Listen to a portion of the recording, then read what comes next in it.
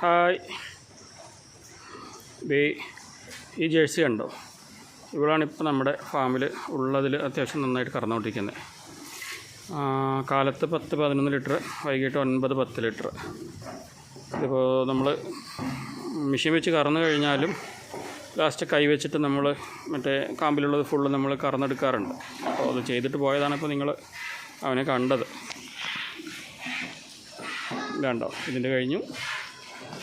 അടുത്തത് ചെറുതായിട്ടും കൂടെ മടിനീര് കുറയാനുണ്ട്.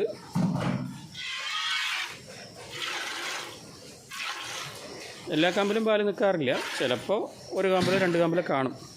എന്നാലും നമ്മൾ മടിവയ്ക്കാൻ വരാതിരിക്കാൻ വേണ്ടിയിട്ട് നമ്മൾ കറന്ന് കംപ്ലീറ്റ് ഒഴിവാക്കും.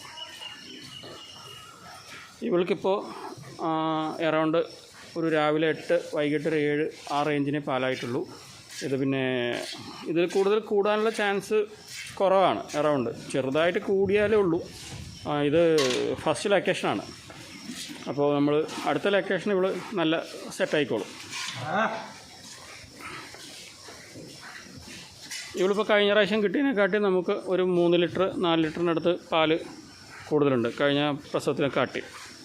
കഴിഞ്ഞ പ്രാവശ്യത്ത് 9, 8 മറ്റേ 10, 9 അങ്ങനെയൊക്കെ കിട്ടിക്കൊണ്ടിരുന്നതാണ്. ഇപ്പോൾ ഇവൾ രാവിലെയും വൈകിട്ട് എറൗണ്ട് ഞാൻ പറഞ്ഞില്ലേ 10, 11 അല്ലെങ്കിൽ വൈകിട്ട് 9, 10 ആ റേഞ്ചിന് കിട്ടുന്നുണ്ട്.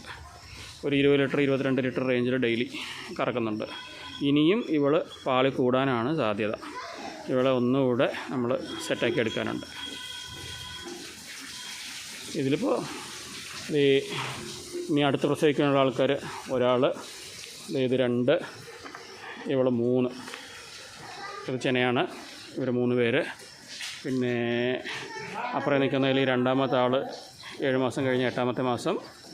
പിന്നെ ഇയാൾ 6 മാസം ചെന. അത് നമ്മൾ കഴിഞ്ഞ പ്രാവശ്യം നമ്മൾ പറഞ്ഞില്ലേ 8 പ്രാവശ്യം കുത്തി വെച്ചിട്ട് ചെന പിടിച്ചില്ല എന്ന് പറഞ്ഞ് അവൾ എറൗണ്ട് 3 മാസം ചെനയായി. ഇവളും എറൗണ്ട് 5 മാസം 6 മാസത്തിനടുത്ത് ചെനയിലാണ്.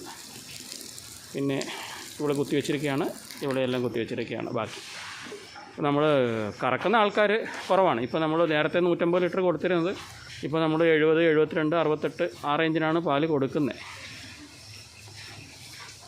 അപ്പോൾ നമുക്ക് പാൽ അത്രയേ ഉള്ളൂ, എന്നാലും സന്തോഷം.